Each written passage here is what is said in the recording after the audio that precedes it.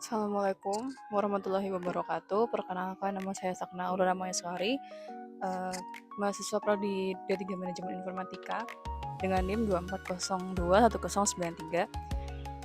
Di sini saya mau mempresentasikan mengenai ujian lingkungan bisnis dengan tema pengembangan FinSmart dalam layanan keuangan digital yang inovatif.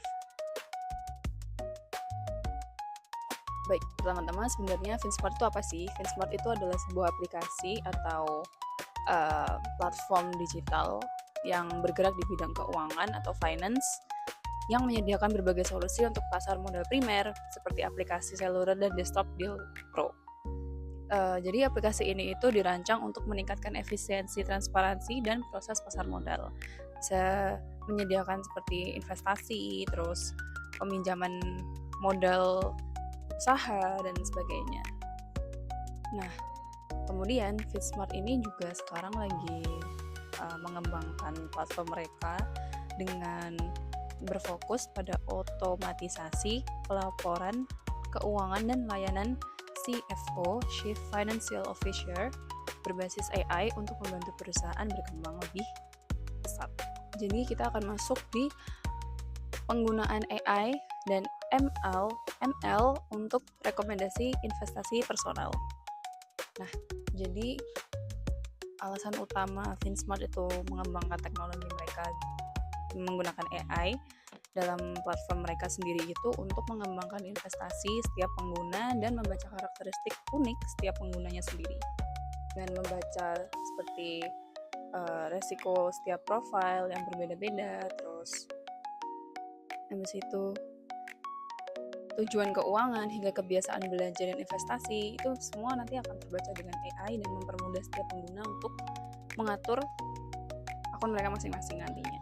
Nah, dengan begitu, sistem dapat memberikan saran investasi yang benar-benar sesuai dengan kebutuhan dan preferensi setiap pengguna, seperti memilih instrumen yang tepat atau menyarankan waktu yang tepat untuk melakukan investasi. Oke, namun dibalik semua itu, implementasi teknologi ini tidak mungkin lepas dari sebuah tantangan. Jadi FinSmart itu harus memastikan bahwa data pengguna dikelola dengan baik, dengan aman, dan sesuai regulasi, karena menyangkut informasi keuangan pribadi setiap penggunanya. Dan data tersebut kan yang cukup sensitif ya, apalagi kalau sampai bisa kehilangan, itu bakal berisiko besar. Jadi FinSmart lebih mempertimbangkan dengan matang mengenai keamanan data setiap penggunanya. Selain itu, FinSmart juga harus lebih berhati-hati agar tidak melanggar aturan yang sudah ditetapkan oleh OJK atau Otoritas Jasa Keuangan, terutama jika masuk ke ranah pemberian nasihat keuangan. Oleh karena itu, kolaborasi dengan pihak berlisensi dan mengembangkan sistem yang etis serta akuntabel menjadi kunci utama dalam proyek mereka mengembangkan platform mereka sendiri. Terima kasih atas perhatian dan waktunya. Selanjutnya akan dijelaskan oleh rekan satu tim saya, Melania Ratu Bunga. Jadi, monggo lanjut.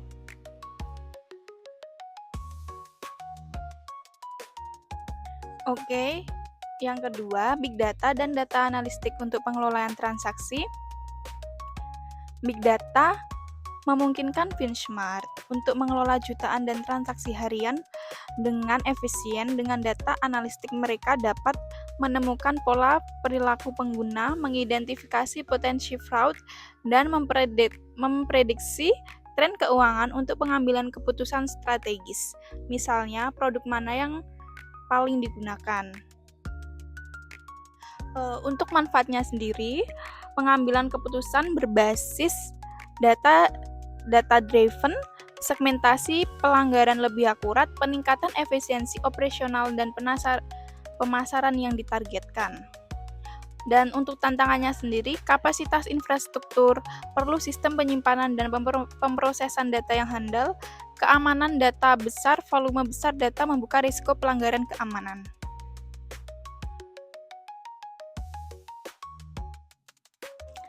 Yang ketiga, implementasi robotic process automation. RPA dapat mengotomatisasi tugas-tugas rutin seperti verifikasi data, input transaksi, atau validasi identitas. Ini mempercepat proses bisnis dan mengurangi ketergantungan pada manusia untuk tugas repetitif. Untuk manfaatnya sendiri, pengurangan kesalahan manual, efisiensi waktu dan biaya, skalabilitas operasional, dan untuk resikonya sendiri, kegagalan teknis jika sistem RPA rusak, proses bisa berhenti, ketergantungan tinggi, over-reliance pada sistem bisa membuat tim tidak siap menghadapi masalah manual.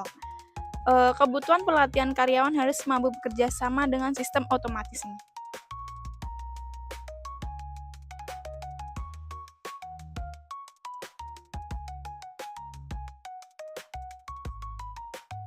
Baik, selanjutnya yang keempat, penggunaan blockchain untuk keamanan transparansi transaksi.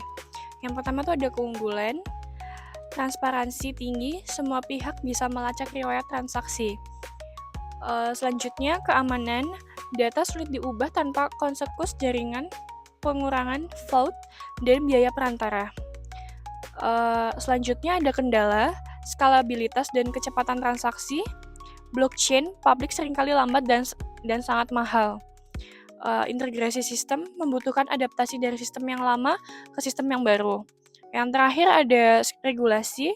Banyak negara yang belum memiliki kerangka hukum yang jelas untuk blockchain di sekitar keuangan atau di sektor keuangan.